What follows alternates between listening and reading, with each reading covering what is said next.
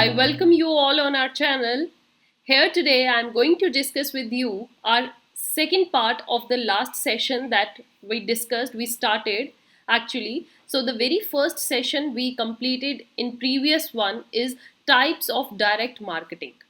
And the students जो ये topic continue कर रहे हैं और जिन्होंने लास्ट नहीं देखा है, on the top on I button you see the link, go and watch that session first of all. That in that I covered our first part, and today continuing that, in this session we will discuss further types of direct marketing. अगर एक businessman को direct marketing करनी है तो उसके पास वो और कौन से तरीके हैं जिनसे वो इस मार्केटिंग को और आगे बढ़ा सकता है. सो continuing this topic of unit 8, the next type we have students is leaflet handouts.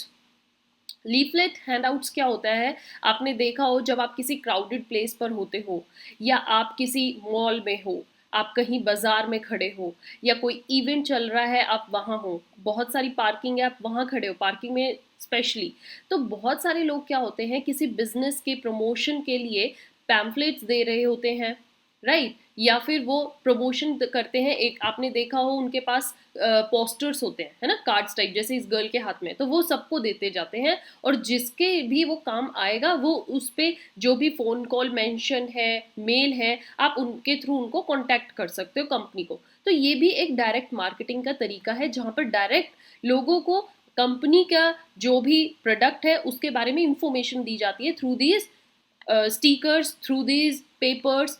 So it helps communicate about the company. And further इसमें क्या लिखा गया है? It contains printed details. उस पर डिटेल होती है, उस पेपर पर वो सारी डिटेल्स लिखी होती हैं पोस्टर पर अबाउट द प्रोडक्ट और उनका क्या ऑफर चल रहा है. And it may also help redeemable coupons.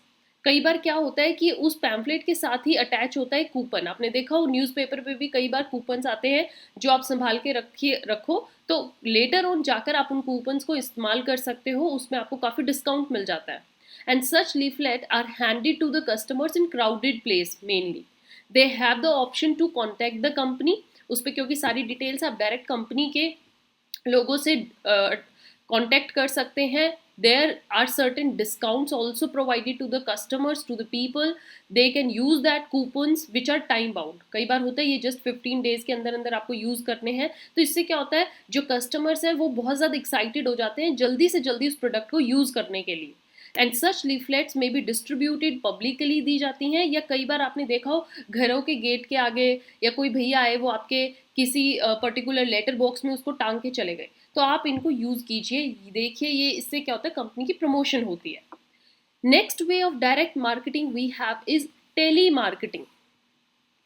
Tele marketing name से ही suggested, telephonically through calls. So company often use call centers to contact the prospective customers.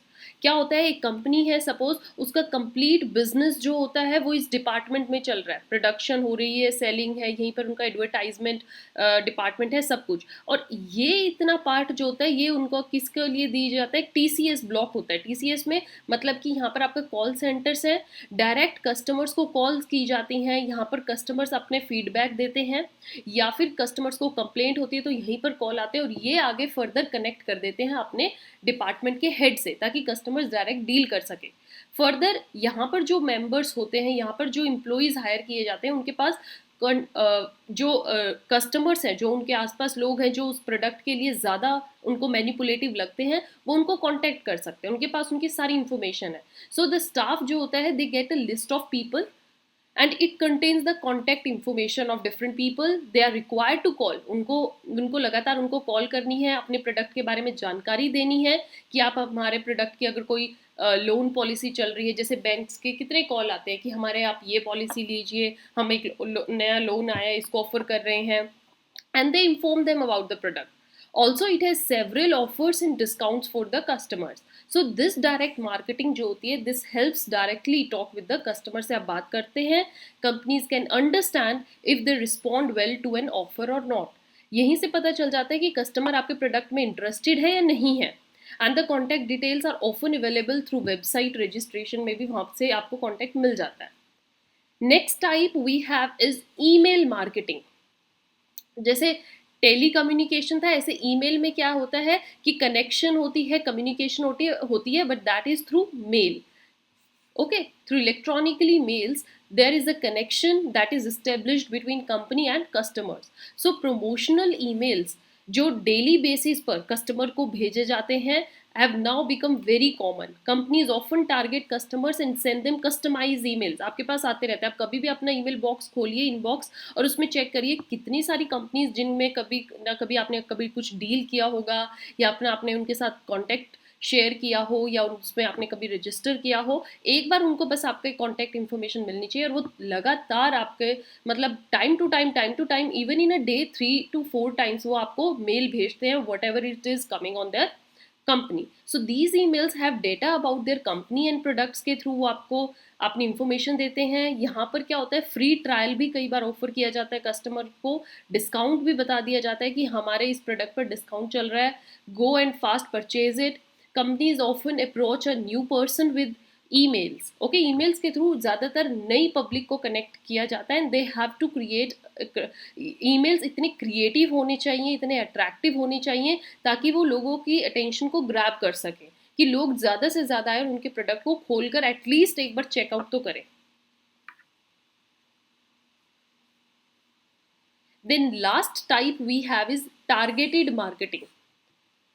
Targeted marketing में क्या होता है कि कुछ कंपनीज अपना एक टारगेट सेट कर लेती हैं, एक सेगमेंट ऑफ पॉपुलेशन है, जैसे इसमें से कुछ सेगमेंट को सिलेक्ट कर लिया, भाई हमें इस पॉपुलेशन को टारगेट करना है और इनको अपना सामान तो ज़रूर बेचना है.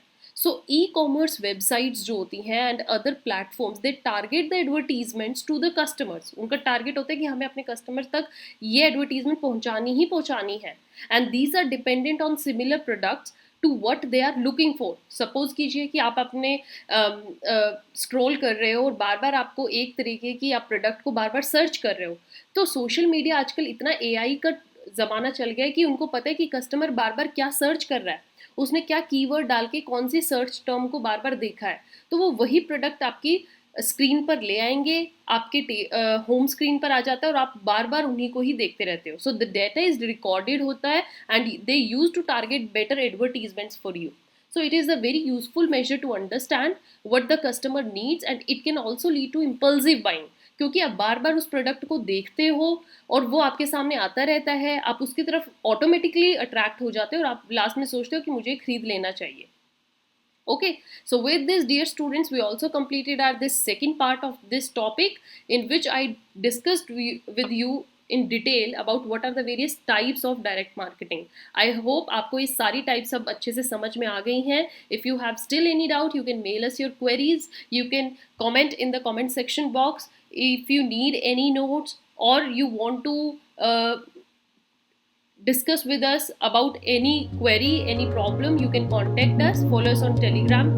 Thank you.